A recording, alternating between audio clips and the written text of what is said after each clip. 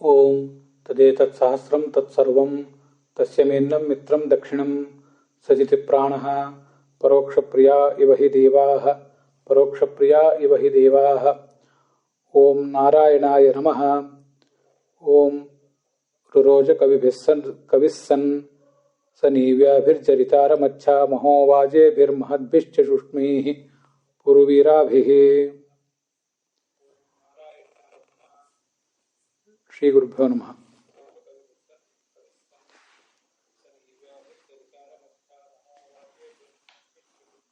ಮಹಾಭಾರತದ ಅನುಶಾಸನ ಪರ್ವದ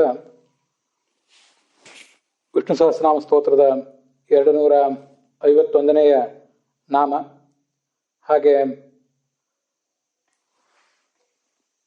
ಬೃಹತಿ ಮಂತ್ರ ಅದಕ್ಕೆ ಸಂಬಂಧಿಸಿದ್ದು, ಇದೆಲ್ಲವನ್ನು ಕೂಡ ನಾವು ಇವತ್ತು ಶ್ರವಣ ಮಾಡಬೇಕಾಗಿದೆ.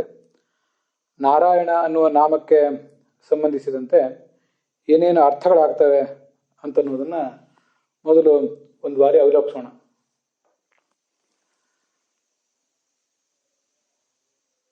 ನಾರ ಅಂದರೆ ನೀರು ಅಂತ ಅರ್ಥ. ಆಪೋ ನಾರ ಇತಿ ಪ್ರೋಕ್ತಾಹ ಅಂತ ಹೀಗೆ ನಮಗೆ ಸ್ಮೃತಿಗಳಲ್ಲಿ ಪ್ರಸಿದ್ಧ ಆಗಿದೆ. ಆದ್ದರಿಂದ ನಾರ ಅಂದರೆ ನೀರು. ಆ ನೀರು ಯಾರಿಗೆ ಆಶ್ರಯ ಕೊಟ್ಟಿದೆಯೋ, ಅರ್ಥಾತ್ ಯಾರು ನೀರು ಮೇಲೆ ಮಲಗಿದ್ದಾನಷ್ಟೆ, ಆ ನೀರಿಲ್ಲದೆ ಹೋದರೆ ಇವನಿಗೆ ಆಶ್ರಯ ಇರ್ತಿದ್ದಿಲ್ಲ ಅಂತಲ್ಲ, ನೀರ ಮೇಲೆ ಮಲಗಿದ್ದಾನೆ ಅಂತ ಅರ್ಥ ಅಷ್ಟೆ. ಅಂಥ ಭಗವಂತನನ್ನು ನಾರಾಯಣ ಅಂತ ಹೇಳಬೇಕು. ನಾರಗಳು ಅಂದರೆ ನರ ಶಬ್ದವಾಚ್ಯನಾದ ಭಗವಂತನಿಂದ ಹುಟ್ಟಿದಂಥ ತತ್ವಗಳು ಅಂತ ಅದರ ಅರ್ಥ. ಆ ತತ್ವಗಳು ಈ ಭಗವಂತನಿಗೆ ಆಶ್ರಯ ಸ್ಥಾನ. ತತ್ವಗಳು ಭಗವಂತನಿಗೆ ಆಶ್ರಯ ಸ್ಥಾನ ಅಂದರೆ ತತ್ವಗಳಲ್ಲಿ ಭಗವಂತ ಸನ್ನಿಹಿತನಾಗಿದ್ದಾನೆ ಅಂತ ಅರ್ಥ.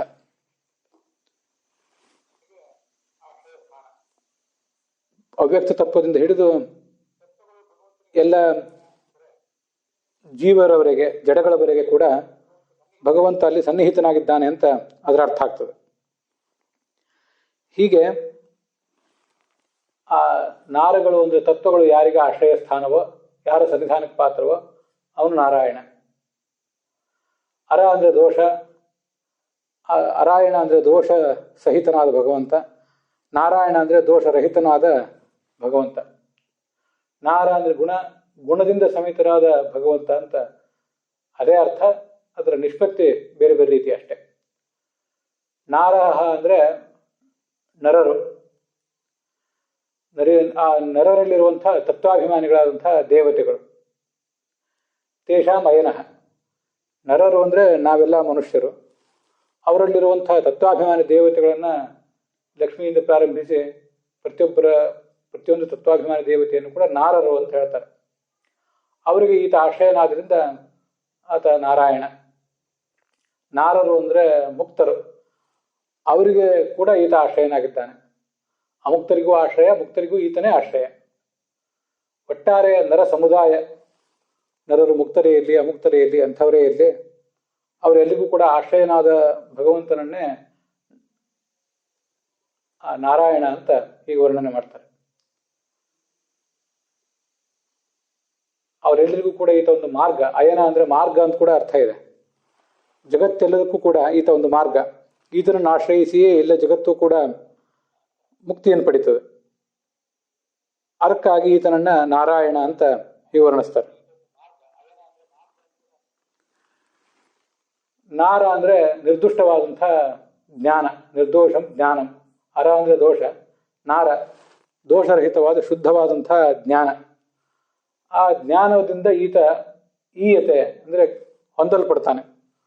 ಆ ಜ್ಞಾನದಿಂದಲೇ ಈ ಭಗವಂತನನ್ನು ಹೊಂದಬೇಕೆ ಹೊರತು ಇನ್ಯಾವ ಮಾರ್ಗವೂ ಇಲ್ಲ. ನಾ ತಮೇವಂ ವಿದ್ವಾನ್ ಅಮೃತ ಇಹ ಭವತಿ ನಾಣ್ಯ ಪಂಥ ಅಯನಾಯ ವಿದ್ಯತೆ ಎನ್ನುವುದು ನಮ್ಗೆ ಗೊತ್ತಿದೆ. ಹೀಗೆ ಆತ ನಾರಾಯಣ. ಮತ್ತೆ ಇವನು ಸ್ವಯಂ ನಿರ್ದೋಷ, ಎಲ್ಲರಿಗೂ ಕೂಡ ಆಶ್ರಯನೂ ಹೌದು. ಹೀಗೆ ನಾರಾಯಣ ಎಂಬ ಶಬ್ದದಿಂದ ಆ ಶಾಸ್ತ್ರದಲ್ಲಿ ಅದರನ್ನು ನಾನಾ ರೀತಿಯಾಗಿ ವರ್ಣನೆ ಮಾಡಿದ್ದಾರೆ. ಈ ಪ್ರಕೃತ ಬೃಹತಿ ಮಂತ್ರ ಏನಿದೆ ಆ ಬೃಹತಿ ಮಂತ್ರಕ್ಕೆ ಸಂಬಂಧಪಟ್ಟಂತೆ ಆ ನಾರಾಯಣ ಎಂಬ ಶಬ್ದಕ್ಕೆ ಏನು ಅರ್ಥ ಆಗಬಹುದು? ತತ್ವಾಭಿಮಾನಿ ದೇವತೆಗಳ ಜೊತೆಗೆ ಯಾವತ್ತೂ ಕೂಡ ಸಂಚರಿಸುವವನು ಅನ್ನೋ ಏನು ಅರ್ಥ ಇದೆ, ಅದಂತೂ ಇಲ್ಲಿಯೂ ಸಂಬಂಧಪಟ್ಟೇ ಪಡ್ತದೆ. ಈ ಮಂತ್ರದಲ್ಲಿಯೂ ಕೂಡ ಆ ಭಗವಂತನ ಜೊತೆಗಿರುವಂಥ ಜ್ಞಾನಶ್ರೇಷ್ಠರಾದ ತತ್ವಾಭಿಮಾನಿ ದೇವತೆಗಳ ಬಗ್ಗೆ ವರ್ಣನೆ ಇದ್ದೇ ಇದೆ. ಅವರೊಂದಿಗೆ ಆತ ತನ್ನ ಎಲ್ಲ ಕಾರ್ಯಗಳನ್ನು ನಡೆಸ್ತಾನೆ ಅಂತ ವರ್ಣನೆ ಇದೆ.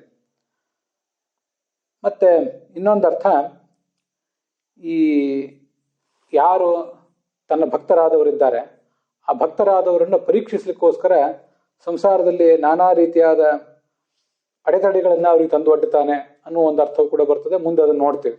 ಅದು ಈ ಮಂತ್ರಕ್ಕೆ ಸಂಬಂಧಪಟ್ಟದ್ದೇ ಆಗ್ತದೆ. ಮುಂದೆ ಯಾರು ಆತನನ್ನ ನಂಬದೆ ಅಧ್ಯಾತ್ಮಕ್ಕೆ ಮುಖ ಮಾಡದೆ ಆ ಭಗವಂತನಿಗೆ ವಿರುದ್ಧವಾದ ಜೀವನವನ್ನು ನಡೆಸ್ತಾರೆ, ಅವರ ಸಾಧನ ಮಾರ್ಗದಿಂದ ಚ್ಯುತರನ್ನಾಗಿ ಮಾಡ್ತಾನೆ. ಮುಕ್ತಿಯ ಮಾರ್ಗ ಆತನಿಗೆ ಅವರಿಗೆಲ್ಲರಿಗೂ ಕೂಡ ಸಿಗದಂತೆ ಮಾಡ್ತಾನೆ. ಆದ್ದರಿಂದ ನಾರಾಯಣ ಅಂತ ಕೂಡ ಆತನನ್ನ ಕರೀಬಹುದು. ಅವು ಈ ಬೃಹತಿ ಮಂತ್ರಕ್ಕೆ ಸಂಬಂಧಪಟ್ಟಂತ ಅರ್ಥಗಳು ಕೆಲವು.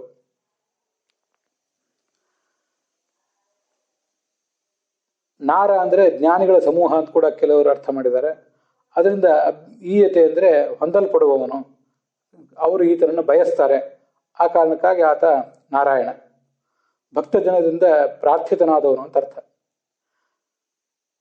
ನರರು ಅಂದ್ರೆ ಕ್ಷಯರಹಿತರಾದಂಥವರು ದೇವತೆಗಳು. ನಮ್ಮಂತೆ ಅವರಿಗೆ ಸಾವಿಲ್ಲ.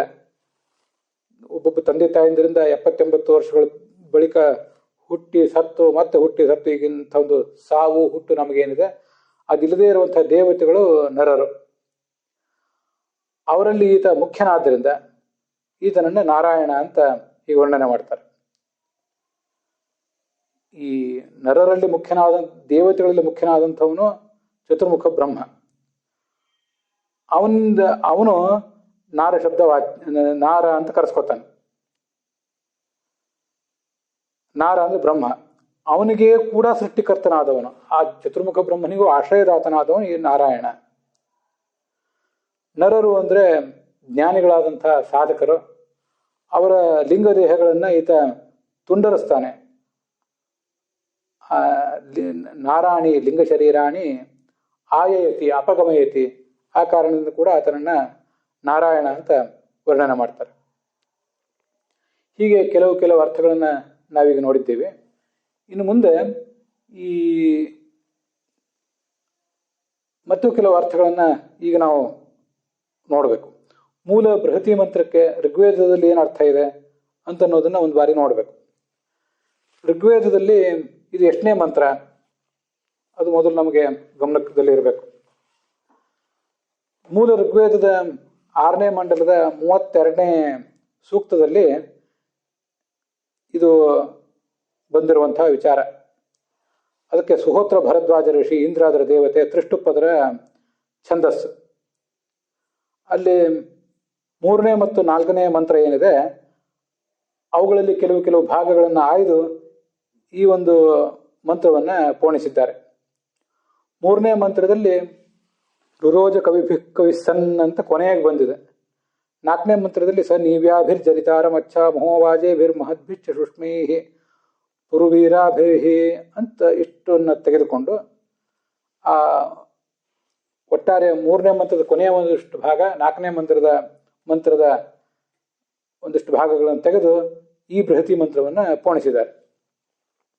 ಅದಕ್ಕೆ ಸಾಯಣಾಚಾರ್ಯರು ಏನರ್ಥ ಹೇಳ್ತಾರೆ, ಅದನ್ನು ಅನುಸರಿಸಿರುವಂತಹ ರಘುನಾಥ ಸ್ವಾಮಿಗಳ ಅರ್ಥ ಏನಿದೆ, ಅದಲ್ಲದೆ ಅವರು ಬೃಹತಿ ಮಂತ್ರಕ್ಕೆ ಏನು ಅರ್ಥ ಮಾಡಿದ್ದಾರೆ ಅಂತ ಅನ್ನೋದ್ರಲ್ಲಿ ಎಲ್ಲವನ್ನು ಕೂಡ ನಾವೀಗ ನೋಡಬೇಕು. 3ನೇ ಮಂತ್ರದಲ್ಲಿ ರುರೋಜ ಕವಿಸನ್ ಅಂತ ಈಗ ಬಂದಿದೆ. ಆ ಭಗವಂತ ಕವಿಹಿ ಸನ್, ಈ ಭಗವಂತ ಅಂತ ನಾನು ಹೇಳಿದೆ. ಸಾಯಣಾಚಾರ್ಯರಲ್ಲಿ ಭಗವಂತ ಅಂತ ಹೇಳೋದಿಲ್ಲ, ಇಂದ್ರ ಅಂತ ಅರ್ಥ ಹೇಳ್ತಾರೆ. ಕವಿಗಳು ಅಂದ್ರೆ ಕ್ರಾಂತ ಪ್ರಜ್ಞರಾದಂಥ ಶ್ರೇಷ್ಠವಾದಂತಹ ಜ್ಞಾನ ಇರುವ ಅಂಗಿರಸ್ ಗೋತ್ರದ ಋಷಿಗಳು ಅಂತ ಅರ್ಥ ಹೇಳ್ತಾರೆ.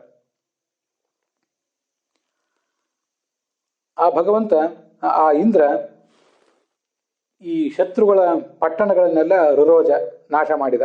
ಪಟ್ಟಣ ಅಂತ ಹಿಂದಿನ ಮಂತ್ರದಲ್ಲಿದೆ, ಈಗಿನ ಮಂತ್ರಕ್ಕೆ ನಮಗೆ ಸಂಬಂಧಪಟ್ಟದ್ದಲ್ಲ ಅದು. ಮೂಲ ಋಗ್ವೇದದಲ್ಲಿ ಅದಕ್ಕೆ ಶತ್ರುಗಳ ಪಟ್ಟಣ ಅನ್ನೋದ್ರ ಜೊತೆಗೆ ರುರೋಜ ಅನ್ನೋದಕ್ಕೆ ಸಂಬಂಧ ಇರುವುದರಿಂದ ಅದನ್ನ ನಾನು ಹೇಳಿದೆ ಅಷ್ಟೆ. ಇಂದ್ರನ ಕುರಿತಾಗಿ ಸ್ಪಷ್ಟವಾದ ವ್ಯಾಖ್ಯಾನ ಇದೆ ಸಾಯಣಾಚಾರ್ಯರ ವ್ಯಾಖ್ಯಾನದಲ್ಲಿ. ಭಗವಂತನ ಪರವಾದ ವ್ಯಾಖ್ಯಾನ ಅಲ್ಲಿ ಇರೋದಿಲ್ಲ. ನಾನು ನನ್ನ ಅಭ್ಯಾಸ ಬಲದಿಂದ ಆ ಥರ ಹೇಳಿರ್ತೇನೆ ಅಷ್ಟೆ.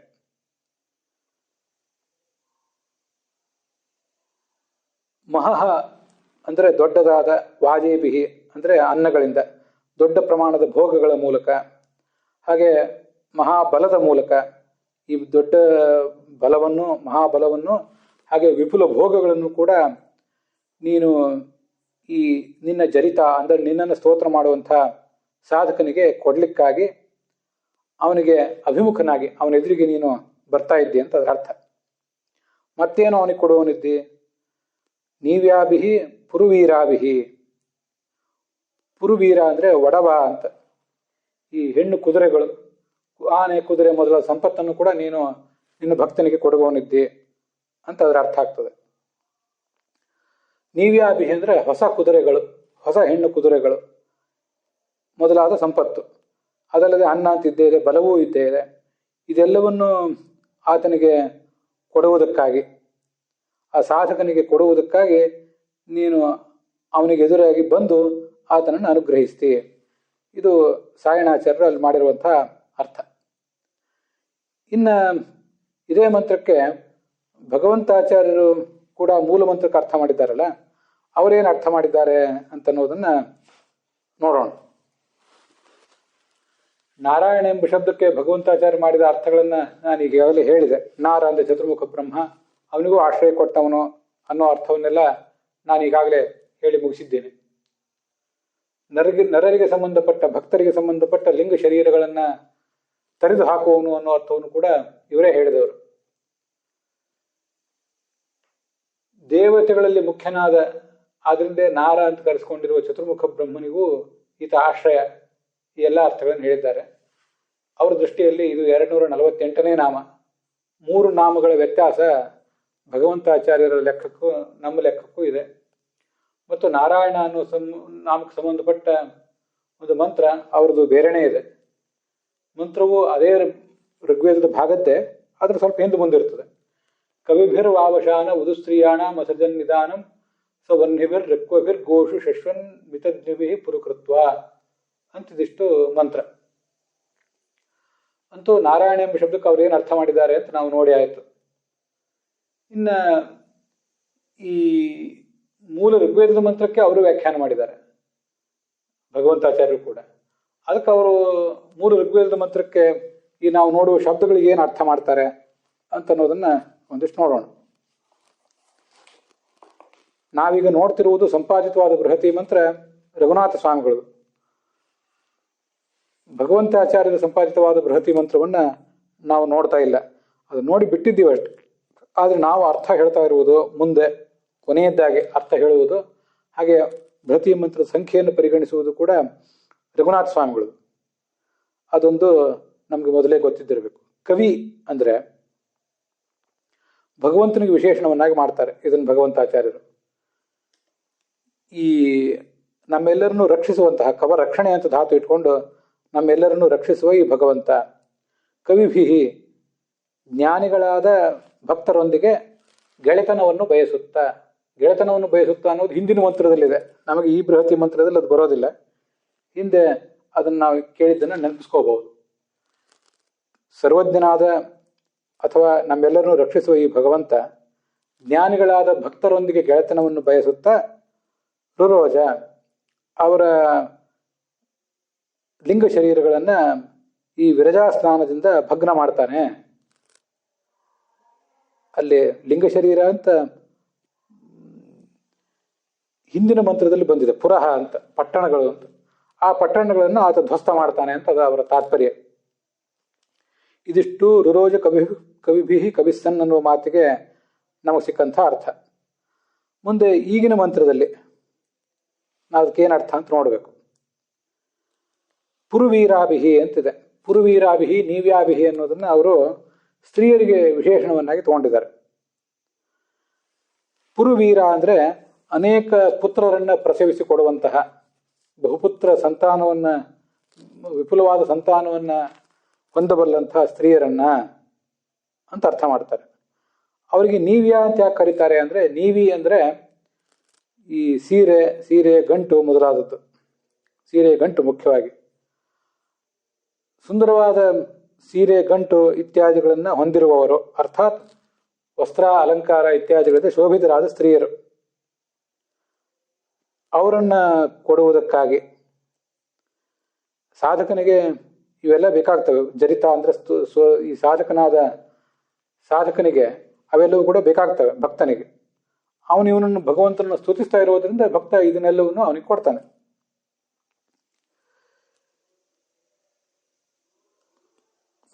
ದೊಡ್ಡ ಪ್ರಮಾಣದ ವಾಜ ಅಂದರೆ ಅನ್ನ, ಭೋಗ ವಸ್ತುಗಳು ಅಂತ ಅರ್ಥ. ಹಾಗೆ ಸೂಕ್ಷ್ಮ ಅಂದರೆ ಬಲ, ಅದೆಲ್ಲವನ್ನೂ ಆ ಸಾಧಕನಿಗೆ ಕೊಡುವುದಕ್ಕಾಗಿ ಅದೆಲ್ಲದರ ಜೊತೆಗೆ ನೀನು ಅವನ ಬಳಿಗೆ ಆಯಾಹಿ, ಅಚ್ಚ ಅಂದರೆ ಚೆನ್ನಾಗಿ ಆಯಾಹಿ ಅಂತ. ಆಯಾಹಿ ಅಂತ ಆ ಮೂಲ ಋಗ್ವೇದದ ಮಂತ್ರದಲ್ಲಿದೆ. ನಮಗೆ ಅದು ಈಗ ನಾರಾಯಣ ಅನ್ನೋ ಮಂತ್ರದಲ್ಲಿ, ಈ ಬೃಹತಿ ಮಂತ್ರದ 251ನೇ ಬೃಹತಿ ಮಂತ್ರದಲ್ಲಿ ಅದು ಕಾಣಿಸೋದಿಲ್ಲ. ಅದು ಮುಂದೆ 252ನೇ ಬೃಹತಿ ಮಂತ್ರದಲ್ಲಿ ಕಾಣಿಸ್ತದೆ.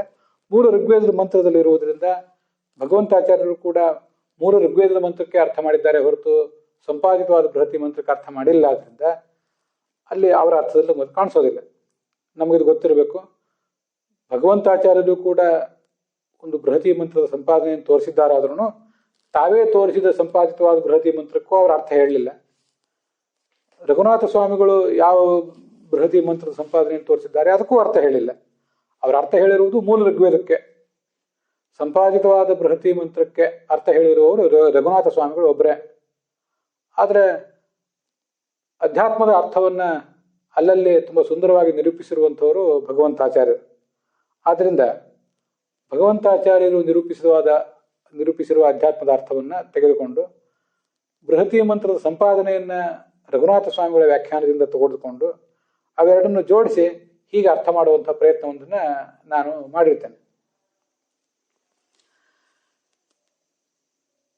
ಭಕ್ತನನ್ನು ಕುರಿತು ನೀನು ಬಾ ಅಂತ ಅದರ ಅರ್ಥ. ಜರಿತ ಅಂದ್ರೆ ಭಕ್ತ, ಅವನ ಬಳಿಗೆ ನೀನು ಬಾ ಅಂತ ಅದರ ಅಭಿಪ್ರಾಯ. ಇದು ಭಗವಂತಾಚಾರ್ಯ ಹೇಳಿದಂತಹ ಅರ್ಥವನ್ನ ನಾವೀಗ ಇಷ್ಟು ನೋಡಿ ಆಯಿತು. ಇನ್ನ ಇದಕ್ಕೆ ರಘುನಾಥ ಸ್ವಾಮಿಗಳು ಏನು ಅರ್ಥ ಹೇಳ್ತಾರೆ ಅಂತ ಅನ್ನೋದನ್ನ ನೋಡೋಣ. ಆ ಬಳಿಕ ಇವೆಲ್ಲರ ಅರ್ಥಗಳನ್ನ ಹೀರಿಕೊಂಡು ನಾನೇನು ಅರ್ಥ ಹೇಳಿದ್ದೀನಿ ಅಂತ ಅನ್ನೋದನ್ನು ಕೂಡ ಮುಂದೆ ನೋಡೋಣ. ರಘುನಾಥ ಸ್ವಾಮಿಗಳ ವ್ಯಾಖ್ಯಾನದಲ್ಲಿ ಇದು 251ನೇ ಮಂತ್ರ ನಮಗೀಗಾಗಲೇ ಗೊತ್ತಿದೆ. ಇಂದ್ರ ಅಂತಲೇ ಸಾಯಣಾಚಾರ್ಯರ ವ್ಯಾಖ್ಯಾನದ ನೆರಳಿನಲ್ಲೇ ಇರ್ತದೆ. ಇದು ಇಂದ್ರ ಅಂತ ಹೀಗೆ ವ್ಯಾಖ್ಯಾನ ಮಾಡಿದ್ದಾರೆ. ಕವಿಗಳು ಅಂದರೆ ಕ್ರಾಂತ ಪ್ರಜ್ಞರಾದಂತಹ ಅಂಗಿರಸ್ಗಳು. ಇದು ಸಾಯಣಾಚಾರ್ಯ ವ್ಯಾಖ್ಯಾನದಲ್ಲಿ ಹೀಗೆ ಬಂದಿದೆ. ಶ್ರೇಷ್ಠವಾದ ಪ್ರಜ್ಞೆ ಉಳ್ಳಂತಹ ಜ್ಞಾನಿಗಳಾದಂತಹ ಅಂಗಿರಸ್ ಗೋತ್ರದ ಜ್ಞಾನಿಗಳು ಅಂತ ಅವರ ತಾತ್ಪರ್ಯ ಇದ್ದಿರಬೇಕು. ನೀನು ಕವಿಹಿ ಅಂದರೆ ನಿರುಪಚರಿತ ಸರ್ವಜ್ಞ, ಪೂರ್ಣವಾಗಿ ಸರ್ವಜ್ಞರು ಅಂತ ಬ್ರಹ್ಮಾದಿಗಳನ್ನು ಕರೀಬಹುದು, ಆದರೆ ಪೂರ್ಣವಾಗಿ ಸರ್ವಜ್ಞ ನೀನೊಬ್ಬನೇ. ಆದ್ದರಿಂದ ಸರ್ವಜ್ಞನಾದ ನೀನು. ಆಸುರೀಹಿ ಪುರೀಹಿ ರುರೋಜ ಭವಂಜ, ಅಸುರರ ಪಟ್ಟಣಗಳನ್ನ ನಾಶ ಮಾಡಿದಿ. ಪುರೀಹಿ ಅಂತ ಈ ಮಂತ್ರದಲ್ಲಿ ಇಲ್ಲ, ಆದರೂ ತಗೊಂಡಿದ್ದಾರೆ. ಯಾಕಂದ್ರೆ ಬಭಂಜ ಅಂತ ಬಂದಿರೋದ್ರಿಂದ ಭಗ್ನ ಮಾಡಿದ ಅಂದ್ರೆ ಯಾವುದನ್ನು ಭಗ್ನ ಮಾಡಿದ? ಪಟ್ಟಣಗಳನ್ನು ಭಗ್ನ ಮಾಡಿದ ಅಂತ ಅವರು ಹೇಳಬೇಕಾಗಿದೆ. ಅದಕ್ಕಾಗಿ ಅದನ್ನೇ ಹೇಳ್ತಾರೆ.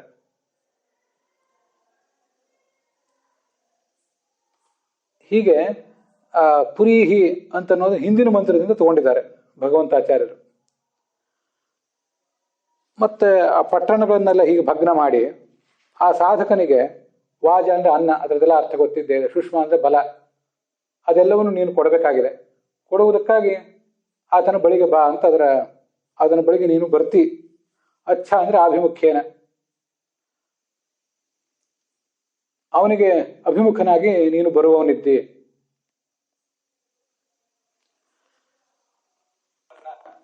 ಹೀಗೆ ಅವರು ಅರ್ಥ ಮಾಡ್ತಾರೆ. ಅದಕ್ಕೆ ಮುಂದೆ ಆಯಾಹಿ ಅಂತ ಅನ್ನೋದನ್ನ ಮುಂದಿನ ಮಂತ್ರದಿಂದ ಇಟ್ಕೊಂಡಿದ್ದಾರೆ. ನಮಗದು ಗೊತ್ತಿದೆ, ಇಲ್ಲಿ ಬರೋದಿಲ್ಲ ಅದು. ಆದ್ರೆ ಆಯಾಹಿ ಅನ್ನೋದನ್ನ ಮುಂದಿನ ಮಂತ್ರದಿಂದ ಇಟ್ಕೊಂಡಿರ್ತಾರೆ. ಈ ನೀವ್ಯಾಭಿಹಿ ಪುರುವೀರಾಭಿಹಿ ಅನ್ನೋದನ್ನು ಕೂಡ ಸಾಯಣಾಚಾರ್ಯ ವ್ಯಾಖ್ಯಾನದಿಂದಲೇ ತಗೊಂಡಿದ್ದಾರೆ ರಘುನಾಥ ಸ್ವಾಮಿಗಳು. ಹೊಸ ಕುದುರೆಗಳು ಅಂತ ಅರ್ಥ ಅಲ್ಲಿ ಕಾಣಿಸ್ತದೆ. ಹೊಸ ಹೆಣ್ಣು ಕುದುರೆಗಳು, ಮುಂದೆ ಆ ಹೆಣ್ಣು ಕುದುರೆಗಳೇ ದೊಡ್ಡ ಪ್ರಮಾಣದ ಸಂತಾನವನ್ನು ಕೂಡ ಉತ್ಪಾದಿಸ್ತವೆ ಅಂತ ಹೀಗೆ ಅರ್ಥವೇ ಅವರಿಗೂ ಕೂಡ ಅಭಿಪ್ರೇತ ಆಗಿರುವಂತೆ ಕಾಣಿಸ್ತದೆ. ಇದೆಲ್ಲವನ್ನು ಆತನಿಗೆ ಕೊಡುವುದಕ್ಕಾಗಿ ಆ ಪ್ರಯಾಹಿ ಬಾ ಅಂತ ಅದು ಮುಂದಿನ ಮಂತ್ರದಲ್ಲಿದೆ. ಇದಿಷ್ಟು ರಘುನಾಥ ಸ್ವಾಮಿಗಳು ಹೇಳಿದಂಥ ಅರ್ಥ.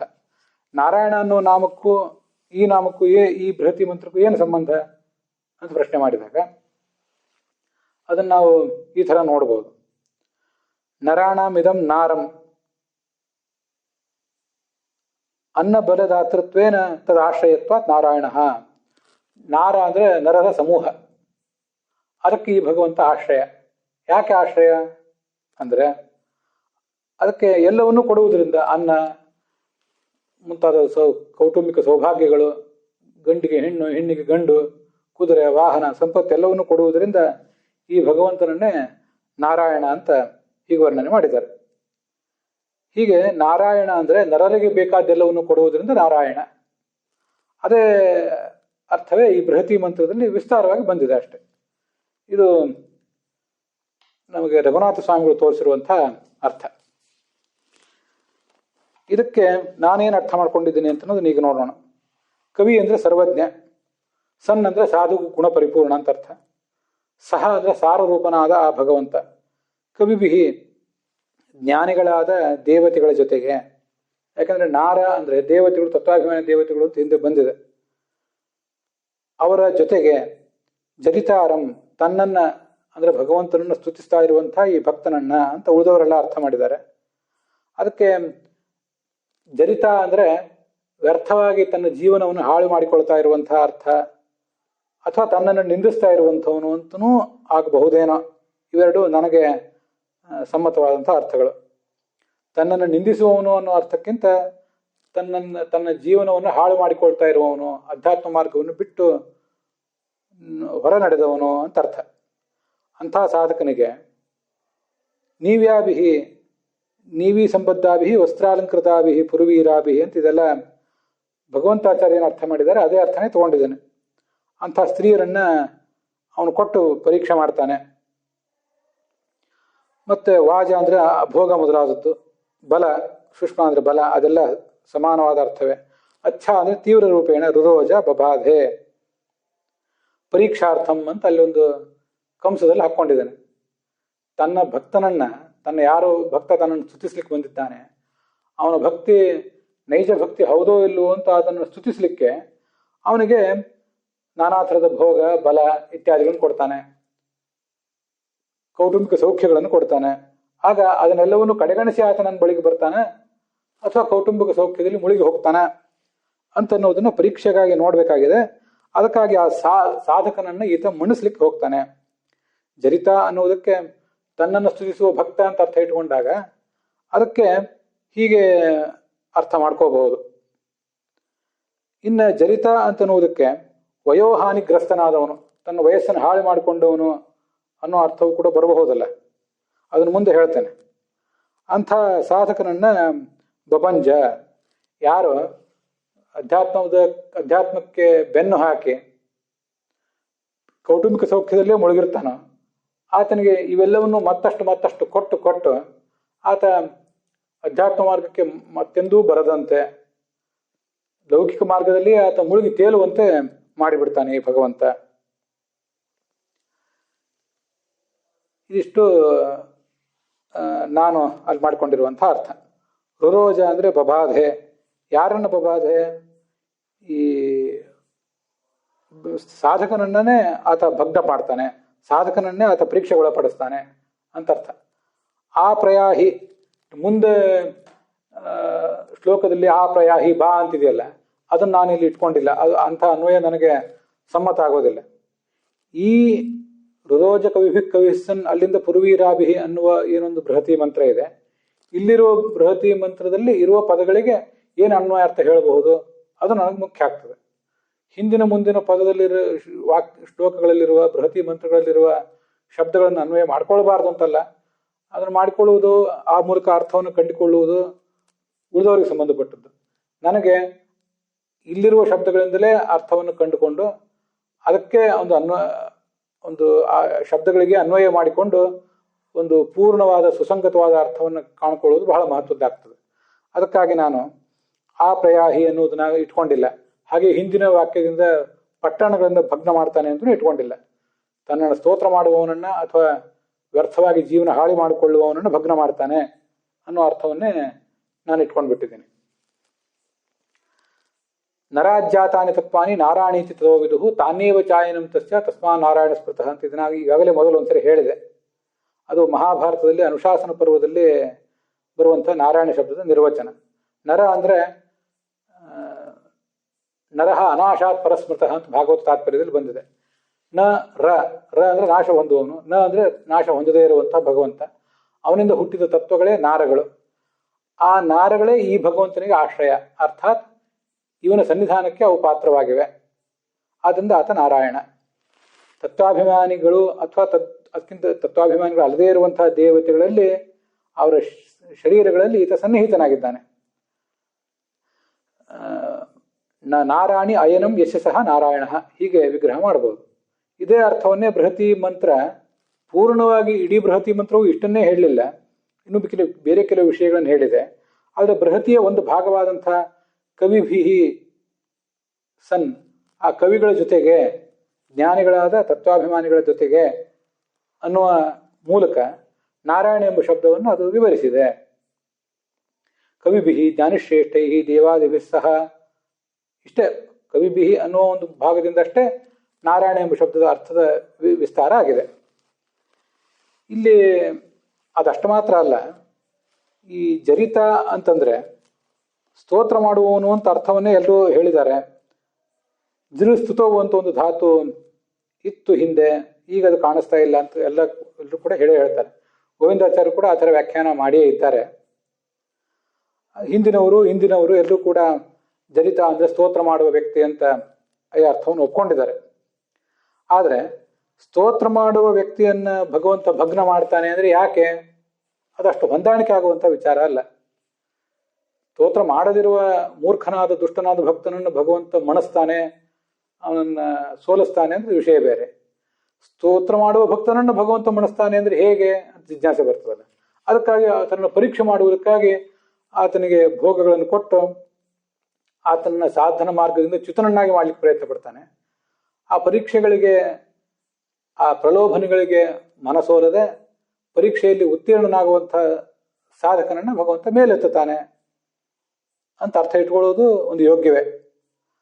ಅದಲ್ಲದೇನೆ ಜರಿತ ಅನ್ನೋ ಶಬ್ದಕ್ಕೆ ವಯೋಹಾನವು ಅಂತ ಮತ್ತೊಂದು ಧಾತು ಇರೋದ್ರಿಂದ ಯಾರು ತನ್ನ ಆಯುಷ್ಯವನ್ನು ಕಳ್ಕೋತಾ ಇದ್ದಾನೋ ಆತನನ್ನ ಜರಿತ ಅಂತ ಕರೀತಾರೆ. ಆ ಅರ್ಥವು ಸುಲಭವಾಗಿ ಬರ್ತದೆ, ಈಗಿರುವ ವ್ಯಾಕರಣದ ದೃಷ್ಟಿಯಿಂದೇ ಬರ್ತದೆ. ಜರಠ ಅಂದ್ರೆ ಮುದುಕ, ಜರ ಅಂದ್ರೆ ಮುಪ್ಪು, ಇವೆಲ್ಲ ವಯೋಹಾನೋ ಅನ್ನೋ ಧಾತುವಿನಿಂದೇ ಬಂದದ್ದು. ಸ್ತುತೋ ಅನ್ನೋ ಧಾತು ಇಲ್ಲ ಅಂತ ಹೇಳ್ತಿಲ್ಲ, ಆದರೆ ಈಗಿರುವ ಅರ್ಥವನ್ನು ಕೂಡ ನಾವು ಪರಿಗಣನೆ ಮಾಡಿದರೆ ಅದು ಇಲ್ಲಿ ಹೊಂದುತ್ತದೆ. ವಯಸ್ಸನ್ನು ವ್ಯರ್ಥವಾಗಿ ಹಾಳು ಮಾಡ್ಕೋತಾ ಇದ್ದಾನೆ, ಸಾರ್ಥಕವಾಗಿ ತನ್ನ ಆಯುಷ್ಯವನ್ನು ಕಳೆಯದೇ ಇರುವವನು. ಇಂದ್ರಿಯಾರಾಮ ಅಂತ ಭಗವದ್ಗೀತೆ ಯಾರನ್ನು ಹೇಳಿದೆಯೋ, ಇಂದ್ರಿಯಗಳ ತೃಪ್ತಿಗಾಗಿ ಯಾರು ಬದುಕ್ತಾ ಇದ್ದಾನೋ ಅಂಥ ವ್ಯಕ್ತಿಯನ್ನ ಭಗವಂತ ಬಬಾಧ ಮಣಿಸ್ತಾನೆ, ಅವನಿಗೆ ದುರ್ಗತಿಯನ್ನು ಕಾಣಿಸ್ತಾನೆ, ಸಂಸಾರದಲ್ಲಿ ಮತ್ತಷ್ಟು ಆತ ತೊಳಲುವಂತೆ ಮಾಡ್ತಾನೆ ಅಂತ ಇದು ನನ್ನ ವ್ಯಾಖ್ಯಾನ. ಆಗ ನಾರ ಅಂದರೆ ಸಂಸಾರವನ್ನು ವ್ಯರ್ಥವಾಗಿ ನಡೆಸುವಂಥವ್ರು, ಜೀವನವನ್ನು ವ್ಯರ್ಥವಾಗಿ ನಡೆಸುವವರು ಅಂತ ಅರ್ಥ ಆಗ್ತದೆ. ಅದು ಹೇಗೆ ಅಂದರೆ ನೃಣಂತಿ ನಯಂತಿ ಜೀವನಂ ವೃಥಾ ಇತಿ ನರಾಹ. ನೃಣಂತಿ ಅಂದರೆ ನಯಂತಿ, ಸಾಗಿಸುವವರು. ಏನು ಸಾಗಿಸ್ತಾರೆ? ಜೀವನವನ್ನು ವ್ಯರ್ಥವಾಗಿ ಸಾಗಿಸುವಂಥ ನರರೇ ಮನುಷ್ಯರೇ ನರರು. ನರಾನ್ ಅಂತಹ ಮನುಷ್ಯರನ್ನ ಆಯಯತಿ, ಅಯಗತವು ಅಂತ ಧಾತು, ಅದರ ನಿಜಂತ. ಅಪಗಮಯತಿ ಸನ್ಮಾರ್ಗಾತ್, ಸನ್ಮಾರ್ಗದಿಂದ ಅವ್ರನ್ನ ಚ್ಯುತರನ್ನಾಗಿ ಮಾಡ್ತಾನೆ, ಆದ್ದರಿಂದ ಆತ ನಾರಾಯಣ. ಇದು ನನಗೆ ಕಾಣಿಸುವಂಥ ಅರ್ಥ. ಆಯಯತಿ ಅಂದರೆ ಅಪಗಮಯತಿ ಅನ್ನೋ ಅರ್ಥವನ್ನ ಭಗವಂತಾಚಾರ್ಯ ಹೇಳಿದ್ದಾರೆ. ಯಾಕಂದ್ರೆ ಜ್ಞಾನಿಗಳಿಗೆ ಸಂಬಂಧಪಟ್ಟ ಲಿಂಗ ಶರೀರಗಳನ್ನ ಆಯಯತಿ ಅಂದ್ರೆ ಅಪಗಮಯತಿ ಅಂತ. ಆ ಆಯಯತಿ ಅಂದ್ರೆ ಅಪಗಮಯತಿ ಅನ್ನೋ ಅರ್ಥವನ್ನೇ ನಾನು ಬೇರೆ ಅರ್ಥದಲ್ಲಿ ತಗೊಂಡಿದ್ದೇನೆ ಅಷ್ಟೆ. ಅಪಗಮಯತಿ ಅಂತಲೇ ಅರ್ಥ, ನನ್ನ ಉದಾಹರಣೆ ನಾನು ಅದನ್ನು ತಗೊಂಡಿರುವ ರೀತಿ ಬೇರೆ ಅಷ್ಟೆ. ಹಾಗಾಗಿ ನರಾಣಾಂ ಅಂದರೆ ವ್ಯರ್ಥವಾಗಿ ಜೀವನ ನಡೆಸುವ ಹುಲುಮಾನವರು, ಅಂಥವರ ಸಮೂಹವೇ ನಾರ. ಅದನ್ನು ಆಯಯತಿ ಅಂದರೆ ಅಪಗಮಯತಿ, ಸನ್ಮಾರ್ಗದಿಂದ ಚ್ಯುತರನ್ನಾಗಿ ಮಾಡ್ತಾನೆ. ಅದಕ್ಕಾಗಿ ನಾರಾಯಣ. ಇಷ್ಟು ನಾರಾಯಣನ ಶಬ್ದಕ್ಕೆ ಅರ್ಥ ಬರ್ತದೆ. ಅದನ್ನು ಬೃಹತಿ ಮಂತ್ರ ಜರಿತಾರಂಭ ಭಂಜ ಅಂತ 2 ಶಬ್ದಗಳಿಂದ ವಿವರಿಸಿದೆ. ಜರಿತ ಅಂದರೆ ವಯಸ್ಸನ್ನು ಆಯುಷ್ಯವನ್ನು ಹಾಳು ಮಾಡಿಕೊಳ್ಳುವ ವ್ಯಕ್ತಿ, ಅವನನ್ನು ಮಣಿಸ್ತಾನೆ, ಸಾಧನ ಮಾರ್ಗದಿಂದ ಚ್ಯುತರನ್ನಾಗಿ ಮಾಡ್ತಾನೆ ಅಂತ. ಇದು ಬೃಹತಿ ಮಂತ್ರ ಜರಿತಾರಂಭ ಭಂಜ ಎಂಬ 2 ವಾಕ್ಯ ಶಬ್ದಗಳಿಂದ ನಾರಾಯಣ ಎಂಬ ಒಂದು ಶಬ್ದದ ವ್ಯಾಖ್ಯಾನವನ್ನು ಮಾಡಿದೆ ಅಂತ ನಾವು ಭಾವಿಸಬಹುದು. ಜರಿತ ಅಂದರೆ ಬೈಯುವುದು ಅಂತ ಒಂದು ಅರ್ಥ ಆಗಬಹುದು. ಭಗವಂತನನ್ನು ಸ್ತುತಿಸಲಿಲ್ಲ, ಭಗವಂತನಿಂದ ವಿಮುಖನಾಗಿ ತನ್ನಷ್ಟಕ್ಕೆ ತಾನು ಭಗವಂತನನ್ನು ನಿಂದಿಸದೆ ಸುಮ್ಮನೆನೂ ಇರಲಿಲ್ಲ. ನಿನ್ನ ಇಂದ್ರಿಯ ತೃಪ್ತಿಗಾಗಿ ಬದುಕು, ಆದರೆ ಭಗವಂತನನ್ನು ನಿಂದಿಸದೆ ಸುಮ್ಮನೆ ಆದರೂ ಇರು ಅಂದರೆ ಅದನ್ನೂ ಮಾಡಲಿಲ್ಲ ಒಬ್ಬ. ಜರೆಯುವುದು ಅಂದರೆ ನಿಂದಿಸುವುದು ಅಂತ ಕನ್ನಡದಲ್ಲೇ ಅರ್ಥ ಇರೋದು ನಮ್ಗೆ ಗೊತ್ತಿದೆ. ಸಂಸ್ಕೃತದಲ್ಲೇ ಅರ್ಥ ಇದೆಯೋ ಇಲ್ಲೋ ಗೊತ್ತಿಲ್ಲ, ಅದು ಸ್ಪಷ್ಟ ಇಲ್ಲ. ಒಂದು ವೇಳೆ ಹಾಗೆ ಅರ್ಥ ಇದ್ದರೆ ಜರಿತಾರಂ ಅಂದರೆ ಭಗವಂತ ತನ್ನನ್ನು ನಿಂದಿಸುವ ವ್ಯಕ್ತಿಯನ್ನ ಮಣಿಸಿ ಆತನನ್ನು ಸೋಲಿಸಿ ದುರ್ಗತಿಗೆ ಕಳಿಸ್ತಾನೆ ಅಂತ ಆ ಅರ್ಥವನ್ನು ಕೂಡ ನಾವು ಮಾಡಬಹುದು. ಇದಿಷ್ಟು ನಾನು ಮಾಡಿಕೊಂಡಿರುವಂಥ ಅನ್ವಯಾರ್ಥ. ಇದಕ್ಕೆ ಸಂಬಂಧಪಟ್ಟ ಭಾವಾರ್ಥ ಇತ್ಯಾದಿ ಸಂಗತಿಗಳನ್ನು ನಾಳೆ ದಿವಸ ನೋಡೋಣ. ಅಲ್ಲಿಗೆ ಇವತ್ತಿನ ಈ ಭಾಗ ಸಮಾಪ್ತವಾಗಿದೆ. ಹುಸಿಯ ನಾಡಿ ಹೊಟ್ಟೆ ಹೊರೆವ ವಿಷಯದಲ್ಲಿ ರಸಿಕನೆಂದು ಹುಸಿಗೆ ಹಾಕಿದ್ರು ಎನ್ನ ಶ್ರೀಕೇಶನೇ, ಈಶನಿನ್ನ ಚರಣ ಭಜನೆ ಆಸೆಯಿಂದ ಮಾಡುವೆ, ದೋಷ ರಾಶಿ ನಾಶ ಮಾಡು ಶ್ರೀಶಕೇಶವ. ಶ್ರೀಕೃಷ್ಣಾರ್ಪಣ ವಸ್ತು.